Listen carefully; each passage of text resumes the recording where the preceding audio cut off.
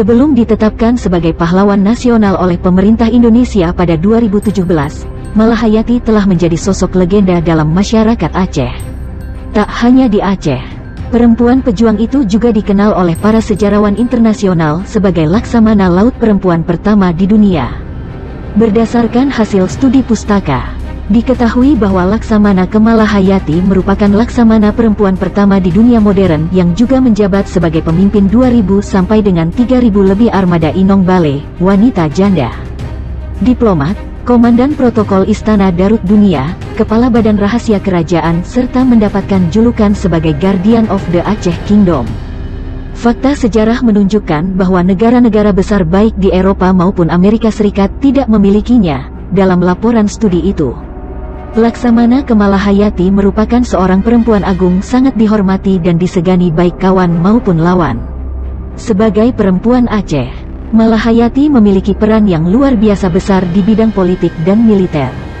Dan hal tersebut membantah, melemahkah, mempertanyakan kembali bahwa aktivitas politik dan militer hanya dapat dimasuki oleh kaum pria. Kegiatan politik dan militer yang dilakukan oleh Malahayati tidak lepas dari peran kakek dan ayahnya. Dikutip dari situs resmi Kementerian Pendidikan dan Kebudayaan, Kemendikbud, Malahayati adalah keturunan dari Laksamana Mahmud Shah. Kakeknya bernama Laksamana Muhammad Said Shah, putra dari Sultan Salahuddin yang memerintah Kesultanan Aceh Darussalam sekitar tahun 1530 sampai tahun 1539 Masehi.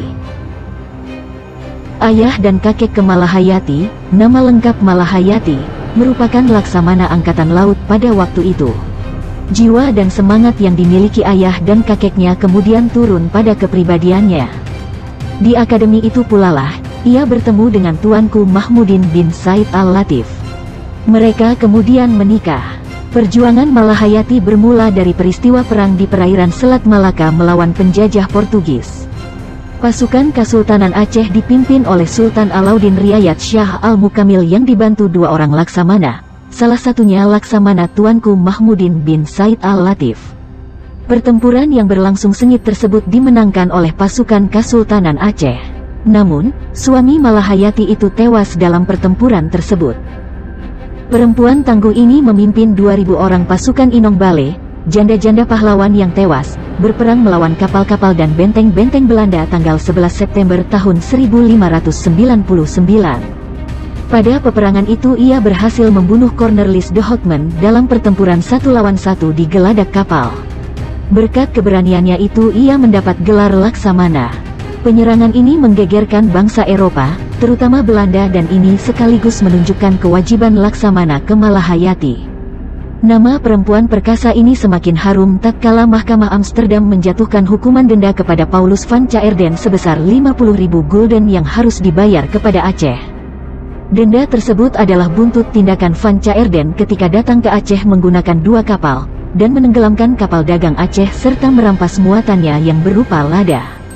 Usai melakukan aksinya, van Caerden lalu pergi meninggalkan Aceh. Peristiwa penting lainnya selama Malahayati menjadi Laksamana adalah ketika ia mengirim 3 utusan ke Belanda, yaitu Abdul Hamid, Sri Muhammad, dan Mir Hasan.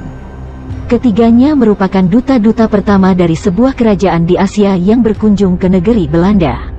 Banyak catatan orang asing tentang Malahayati. Kehebatannya memimpin sebuah angkatan perang ketika itu, diakui oleh negara Eropa, Arab, China, dan India. Namanya sekarang melekat pada kapal perang RI yaitu KRI Malahayati, nama kampus, nama pelabuhan, nama jalan, nama rumah sakit, dan sebagainya.